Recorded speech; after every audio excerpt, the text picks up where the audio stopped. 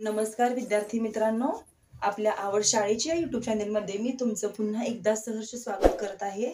तर आज आपण काय पाहायचं आहे की पहिली वेलांटी आणि दुसरी वेलांटी तुम्हाला नेमकं कुठे द्यायची ते कळत नाही। मुलांना कळत नाही कुठे वेलांटी द्यायची।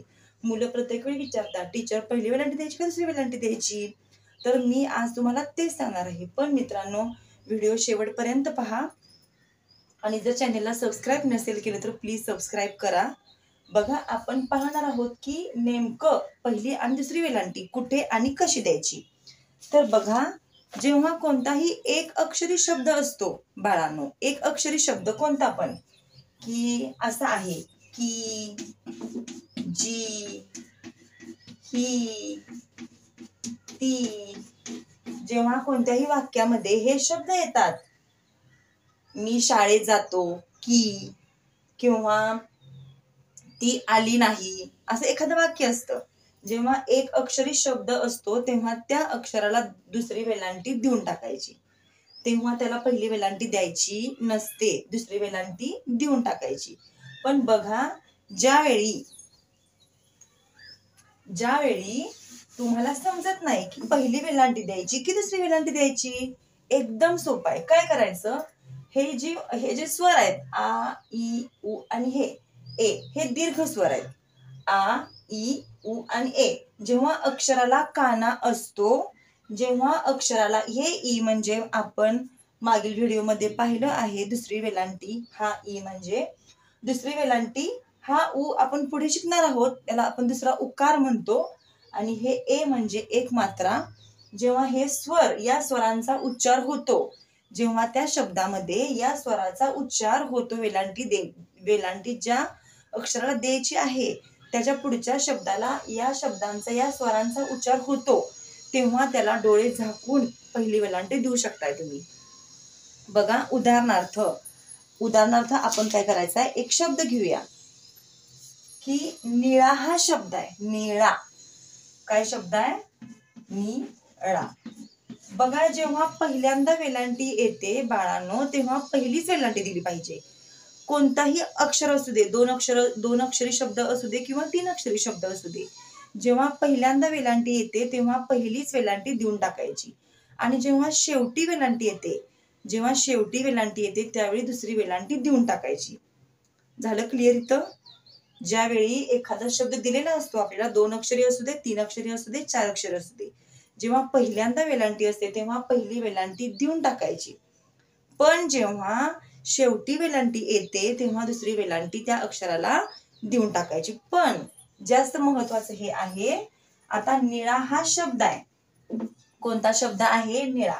मी काय सांगितलं, जेव्हा आ, इ, उ आणि हे ए, हे दीर्घ स्वर आहेत। हे स्वर जेव्हा या वेलांटीच्या पुढच्या अक्षराला येतात त्यावेळी काय करायचं की पहिल्या अक्षराला पहिली वेलांटी देऊन टाकायची, डोळे बंद करून देऊन टाकायची।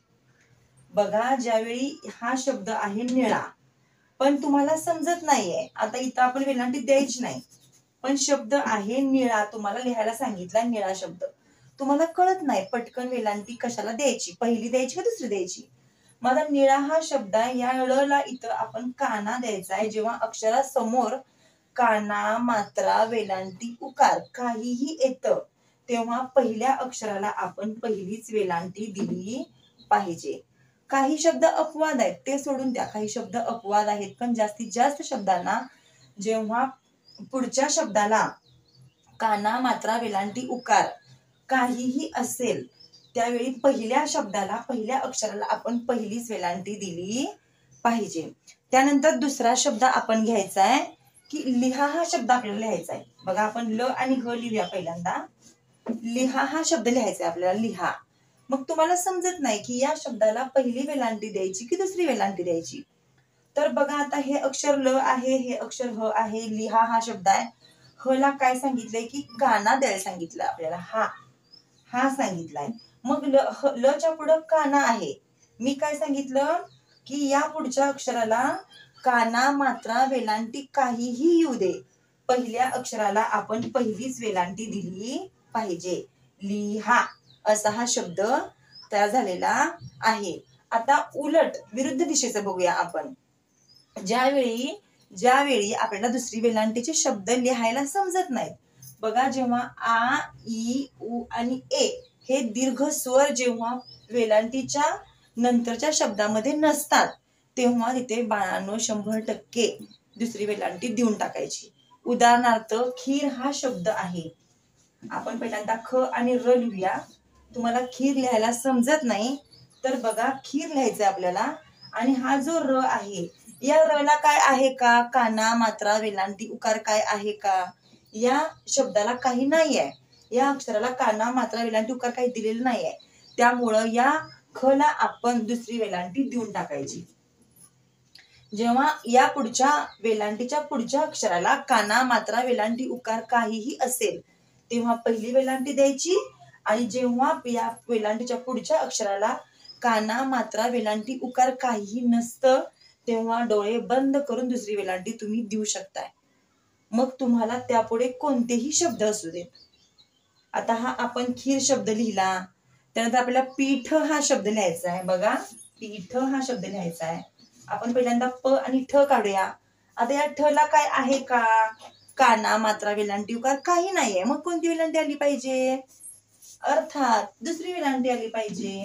बरोबर आहे तुमचं. पीठ. काना, मात्रा, वेलांटी, उकार काही नसेल तर डोळे झाकून काय करायचं आहे की या पहिल्या शब्दाला दुसरी वेलांटी देऊन टाकायची आहे. आता उदाहरणार्थ बघा, जेव्हा पहिल्या, आता आपण नदी हा शब्द आपल्याला लिहायचा आहे. कोणता शब्द आपल्याला लिहायचा आहे? नदी हा शब्द आपल्याला लिहायचा आहे. तर मी काय सांगितलं तुम्हाला, जेव्हा शेवटी वेलांटी येते त्यावेळी बाळांनो दुसरी वेलांटी त्या अक्षराला देऊन टाकायची. नदी. बरोबर. नदी हा शब्द आहे. दुसऱ्या वेळेला वेलांटी आहे. शेवटी वेलांटी आली त्यावेळेला दुसरी वेलांटी देऊन टाकायची. पण जेव्हा तुम्हाला समजत नाही की पहिल्यांदा वेलांटी द्यायची की दुसऱ्यांदा वेलांटी द्यायची, तर आपण एक शब्द बघूया. आता उदाहरणार्थ मी काय सांगितलं की आता तुम्हाला किडा हा शब्द बघायचा आहे. कोणता शब्द बघायचा आहे? किडा. मग आता या ड ला काय आहे? काना आहे. मग काना असल्यावर मी काय सांगितलं की काना असल्यावर पहिली वेलांटी अक्षराला देऊन टाकायची. एकदम सोपा आहे. वेलांटीच्या पुढच्या अक्षराला जर काना, मात्रा, वेलांटी, उकार जर असेल तर काय करायचं? पहिली वेलांटी द्यायची. इकडं उलट, जर अक्षराला वेलांटीच्या पुढच्या अक्षराला काना, मात्रा, वेलांटी, उकार जर नसेल तर दुसरी वेलांटी ह्या पहिल्या अक्षराला देऊन टाकायची. समजलं तुम्हाला इथपर्यंत?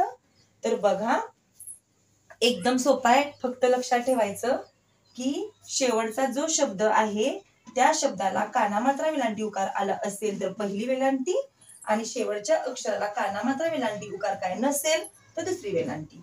हे झाले 2 अक्षरी शब्द. तर बघा, इथपर्यंत जर तुम्हाला हे समजलं असेल, हा व्हिडिओ जर आवडला असेल तर व्हिडिओला लाईक करा, कमेंट करा. आणि यापुढे आपण काय करणार आहोत? 3 अक्षरी आणि 4 अक्षरी शब्द वेलांटीचे घेणार आहोत. 3 अक्षरी शब्दांना आपण पहिली वेलांटी द्यायची की दुसरी वेलांटी द्यायची ते पण आपण पाहणार आहोत. तोपर्यंत धन्यवाद.